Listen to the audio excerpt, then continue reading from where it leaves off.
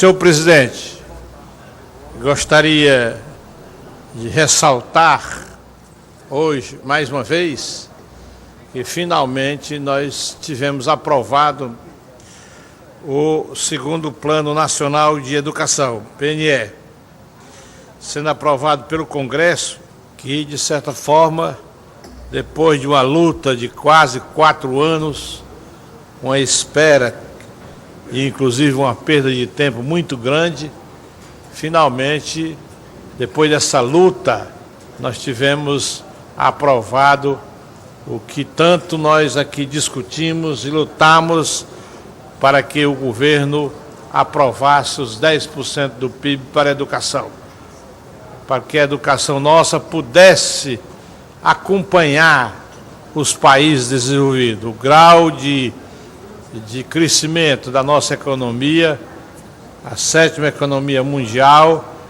exige há muito que o país acompanhe também os países desenvolvidos, notadamente na área da educação, na área da ciência e da tecnologia, que o Brasil, infelizmente, ainda está muito atrasado, ou seja, nós não demos ainda aquilo que o país merece, ou seja, por falta até mesmo da exigência do povo, porque ainda nós temos uma quantidade exagerada de pessoas que está à margem da sociedade e que não participa.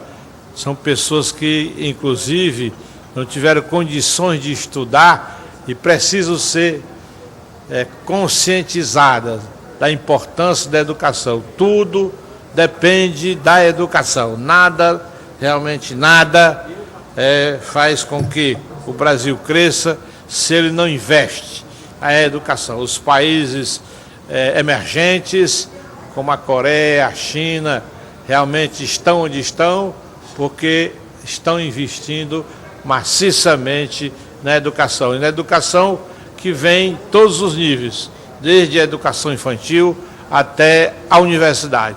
E o Brasil ainda não seguiu esse exemplo, apesar do esforço, apesar da mudança, apesar da evolução ocorrida nos últimos anos, notadamente nos últimos 15 a 20 anos, mesmo assim ainda estamos atrasados no que diz respeito aos países desenvolvidos. Isso realmente nos chama a atenção para que a gente possa, sem dúvida alguma, mudar o perfil do nosso país. Apesar dos avanços, ainda estamos longe do ideal nas questões educacionais. Não se discute apenas o percentual da nossa economia que deve ser destinado à educação, mas o que nós estamos fazendo e o que pretendemos fazer com o nosso sistema educacional, principalmente o da rede pública, que ainda merece muito apoio por parte do governo federal. A estratégia governamental de incluir as despesas com instituições privadas no mesmo orçamento que se destina ao ensino público já é, portanto, um claro desvio. É louvável o esforço do governo para ampliar o número de ofertas de vagas no ensino superior através do programa Universidade para Todos, que oferece bolsa para estudante cursar uma universidade particular. Na verdade, o ProUni é o reconhecimento de que o governo não consegue atender à demanda pelo ensino superior público. Podemos dizer o mesmo do FIES, que é um financiamento estudantil, assim como a respeito dos diversos convênios com entidades da iniciativa privada para a oferta de ensino. O governo se vale dessas entidades para fazer frente a uma demanda que sozinho não é capaz de dar vazão. Mas a preocupação não é apenas com os recursos, do que deve ou não deve ser levado em conta na hora de destinarmos 10% do PIB para a educação. Aliás, da forma como foi aprovado, já podemos iniciar uma luta para até mesmo elevar esse percentual, tendo em vista as decisões tomadas, elevar, por que não, para 12% do PIB. Para muitos, o gasto brasileiro com a educação, que está em torno de 6% do PIB, não está abaixo da média dos gastos dos países desenvolvidos. A forma dos gastos seria o gargalo do nosso sistema. Gastamos muito mal e de forma desigual. O custo por aluno do ensino superior é equivalente ao dos países avançados. Já o que se gasta na educação básica corresponde a 1/3 da média dos países que compõem a OCDE, Organização para a Cooperação e Desenvolvimento Econômico. O economista francês Thomas Piketty, autor do festejado livro O Capital do Século XXI, que só vai ser lançado no Brasil em novembro, é o entrevistado da revista Veja desta semana, edição 2377, datada do dia 11, e fala que o mundo está cada vez mais desigual no plano econômico. Os ricos estão cada vez mais ricos e num ritmo superior ao do desenvolvimento das nações. Apesar de parecer o contrário, sua obra não é contra o capitalismo. Ele acredita que é crucial que um país tenha empreendedores ricos, classe média e pobres. Mas precisamos que a riqueza dos diferentes grupos cresça em ritmo minimamente coerente. Ele chega a defender a taxação de grandes fortunas e amenizar a tributação da classe média. Porém, segundo ele, não seria a única saída. E deixa uma frase que reforça a nossa convicção. Diz ele: a meu ver, aliás, a educação é e continuará sendo a maior força de redução das desigualdades.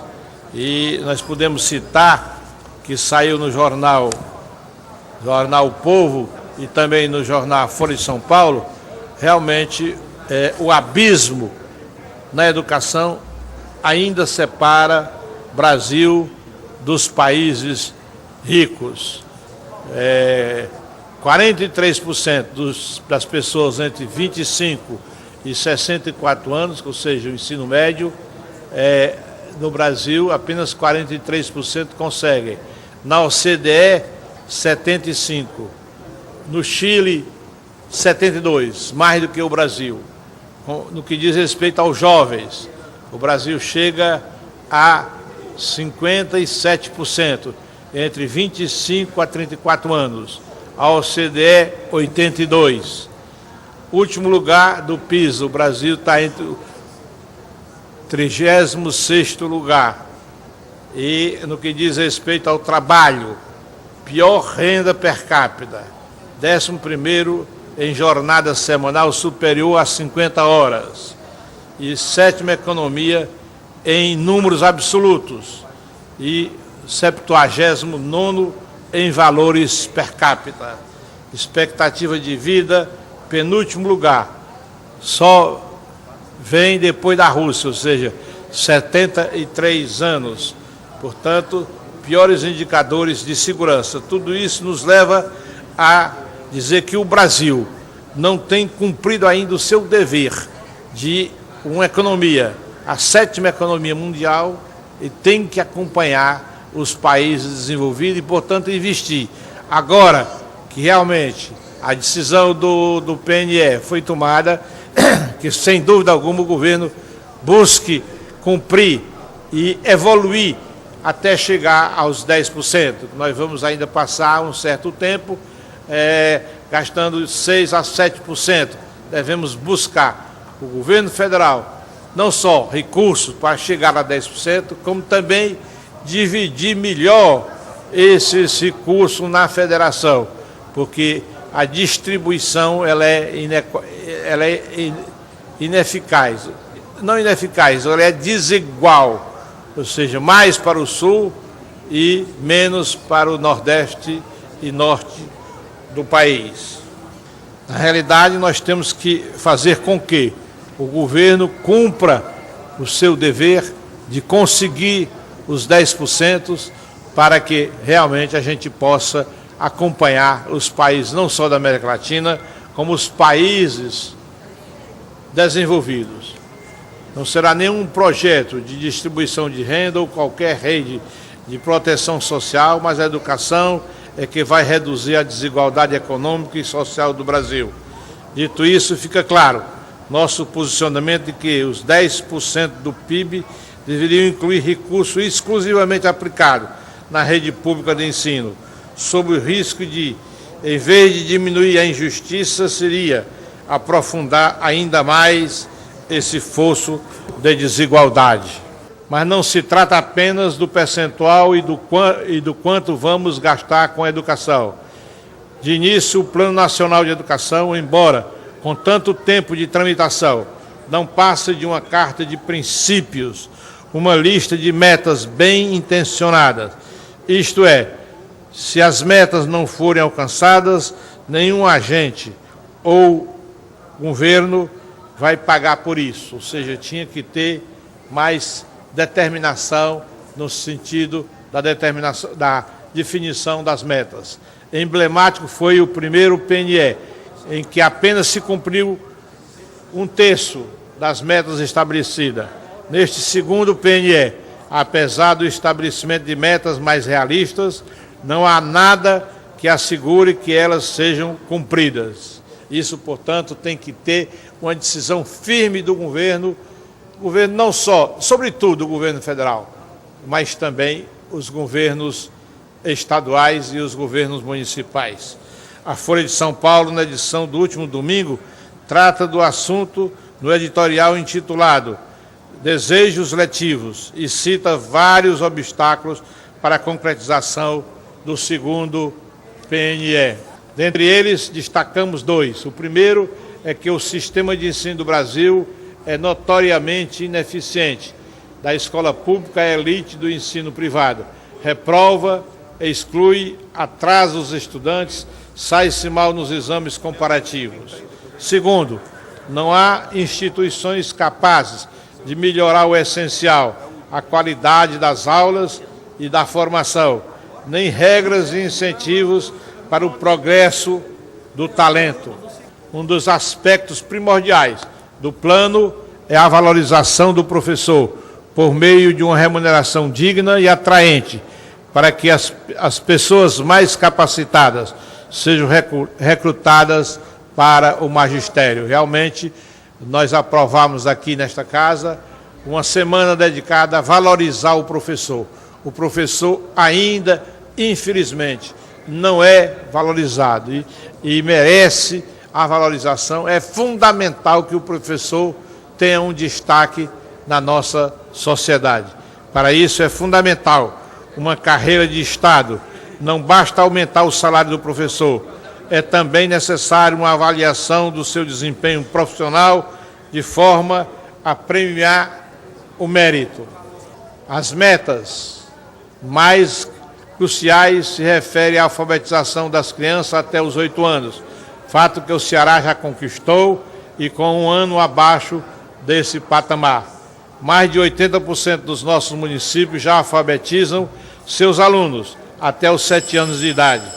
A obra é manter os alunos no ensino médio cursando a série na idade adequada e fazer com que, pelo menos, 80% deles terminem o curso. Aqui se encontra o gargalo da nossa educação, que merece, portanto, um esforço suplementar.